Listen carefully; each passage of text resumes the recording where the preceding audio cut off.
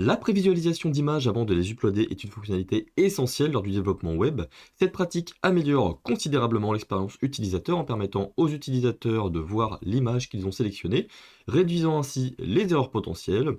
On va donc voir ensemble les avantages de cette fonctionnalité, comment l'implémenter et comment elle peut contribuer à rendre vos applications web plus conviviales et efficaces. C'est parti. Et voici l'application que l'on va développer, voici à quoi elle ressemble. C'est tout simplement un bouton pour choisir l'image, et on va voir du coup voilà, que l'on a l'aperçu de l'image une fois qu'on l'a sélectionnée. Donc on peut sélectionner ici uniquement des images par défaut. Et donc on arrive ici, lorsque l'on change d'image, et bien ça va mettre à jour le prévisualiseur comme ceci. Je vous invite donc à choisir bien, votre espace de travail pour créer l'application. Je vais utiliser moi pour ma part Visual Studio Code. Hop, preview image. Tac, je vais ouvrir un terminal. Code point. Ok. Mince. Dans Visual Studio Code, on va pouvoir créer un fichier index.html. On va ensuite créer le fichier script.js. Et enfin, le fichier style.css pour avoir un style à appliquer à notre page. Le script JavaScript pour pouvoir bien, afficher les images en preview. Et forcément, le fichier index.html bien, pour créer notre document HTML. Avec Visual Studio Code, on a l'habitude de créer nos documents HTML avec HTML 2.5. On va appeler ça image preview. Voilà. On va pouvoir lancer un serveur du coup avec l'application, avec l'extension live server. On a la possibilité de cliquer en bas à droite, go live. Et on affiche ici, tac, comme ceci. Alors on va pouvoir peut-être travailler comme ça. Hop. Et donc là, si j'écris par exemple test et que je sauvegarde, voilà, on a l'actualisation automatique qui s'affiche. Donc ça, c'est plutôt cool lorsqu'on développe avec Visual Studio Code du HTML. Du coup, la première chose à faire, c'est de créer un input dans le body, de type file, forcément, pour pouvoir bien, upload, donc télécharger un fichier sur notre navigateur. On va lui donner un ID pour pouvoir l'identifier de manière unique dans notre code JavaScript. Donc ici, image input. Et on va lui demander d'accepter en fait uniquement les images. Donc avec l'attribut accept, image / étoile. Si je clique sur choisir un fichier, on devrait voilà ici nous proposer que les images. Si je mets par exemple image / jpg, c'est pas comme ça que ça s'écrit. Image jpg, image jpeg. Voilà, par exemple, lorsqu'on met ceci, on obtient du coup ici tous les fichiers jpg, jpeg de possible. Donc nous on utilise étoile pour pouvoir prendre en charge tous les fichiers possibles d'images. On va ajouter, alors on va faire un petit espacement ici, notre script JavaScript, script src égale index.js pour le référencer dans notre fichier HTML.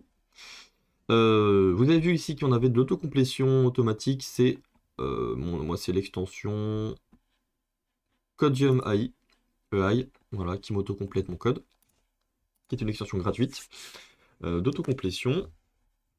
On va pouvoir ajouter le fichier index style.css du coup. Ok. Au niveau du style.css, ce que l'on peut faire directement, c'est ajouter donc la sélection du body, centrer les éléments, utiliser un background, on va mettre ici Gainsborough pour le rendre un petit peu plus grisonnant. On peut aussi modifier la fonte family, par exemple Roboto, si vous l'avez, sinon ça peut être Arial. On va voir ce que ça donne. Mais a priori ça ne change pas ici grand chose. Au niveau du display, on va l'utiliser en flex du coup pour pouvoir gérer ensuite flex direction colonne. Voilà, pour pouvoir les afficher correctement au centre avec mes attributs ici. La hauteur, donc on définit la hauteur maximale, sans veille, H, justify content, on va le mettre au centre de l'écran, voilà. Et on retire la margin. Ok, pour qu'il soit correctement centré. On va pouvoir ajouter en dessous mon mon input, du coup l'image, qui sera eh bien, la preview. Hop, comme ceci. Alors est-ce que... Oui, il faut ensuite lui donner un style. Hashtag image preview. Alors je lui ai mis un ID, voilà, je lui ai mis un ID qui s'appelle preview image. On sélectionne du coup l'ID preview image via le sélecteur dièse. Et ce qu'on va faire du coup, c'est lui mettre une border de 2 pixels solid black. Hop. Ok. Ensuite, petit border radius pour pas que ce soit carré comme ça. Par exemple 10 pixels. Voilà, un petit peu plus joli. Padding, pixels aussi. Margin top pour avoir une marge entre l'input et l'image. Voilà, un peu plus sympa. Et on peut dire que l'on utilise, par exemple, une hauteur et une largeur maximale de 500 pixels lorsque l'on va sélectionner l'image. Maintenant, ce qui va nous rester à faire, c'est bien de faire la partie JavaScript pour pouvoir développer le système bien de prévisualisation d'image. Donc pour ce faire, on va se rendre dans script.js et on va créer une fonction que l'on va appeler preview image, comme ceci. On va pouvoir ajouter un event listener, donc c'est-à-dire qu'on va sélectionner avec getElement by ID notre preview image ici, et on va lui ajouter un event listener.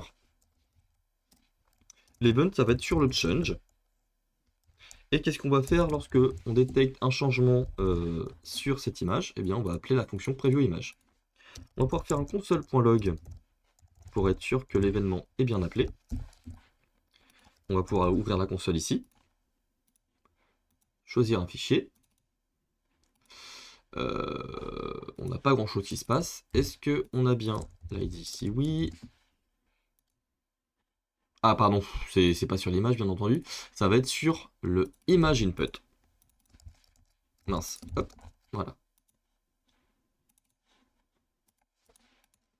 Alors, est-ce que on a quelque chose qui se passe? Non. Image input, il est bien ici. Mon script, forcément, il s'appelle script.js. Une erreur de codium. Preview image, on est bien. Ok. Donc, au niveau du preview image, ce que l'on va faire, c'est récupérer l'input. Document.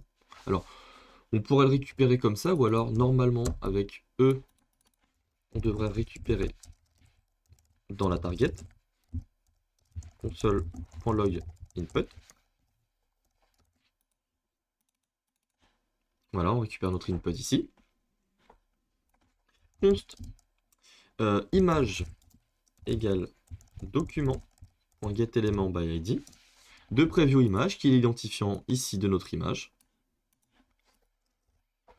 Maintenant, ce qu'il faut faire, c'est vérifier que eh bien, on a bien une image qui a été uploadée, enfin qui a été sélectionnée du moins.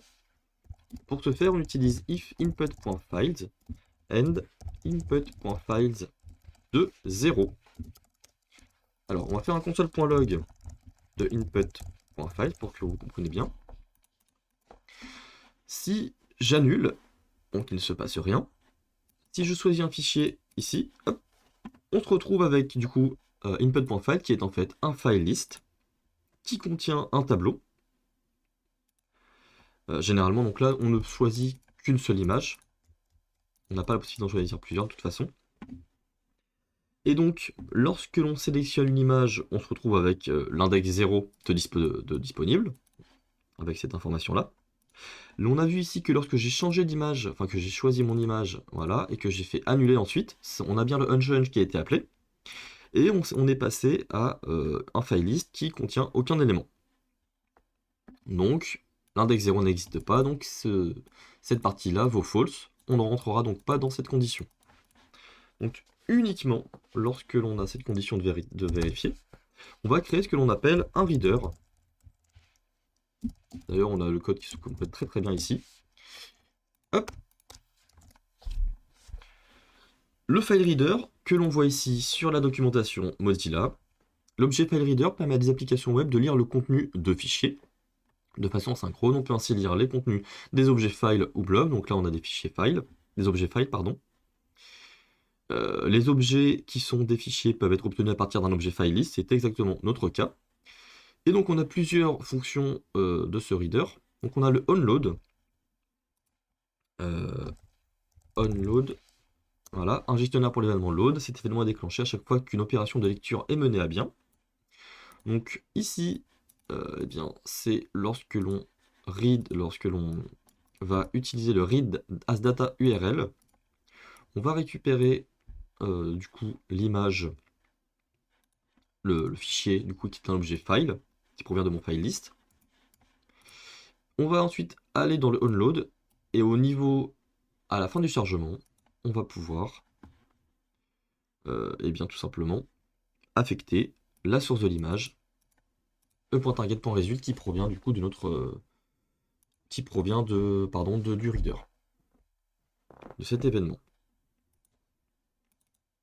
Et voilà le résultat que l'on a. Si j'annule, il ne se passe rien.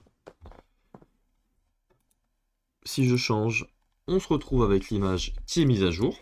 Donc tout ça grâce au file reader, à un gestionnaire d'événements onChange sur notre input, et du coup à l'affectation de l'image, de la source de l'image, grâce au résultat du file reader de l'événement onload. On a d'ailleurs l'explication ici. Voilà, qui est très bien aussi. Ok. Et merci d'avoir suivi la vidéo jusqu'ici. Si vous avez aimé la vidéo, n'hésitez pas à laisser un pouce en l'air. Et on se retrouve très bientôt pour une nouvelle vidéo. Allez, salut tout le monde!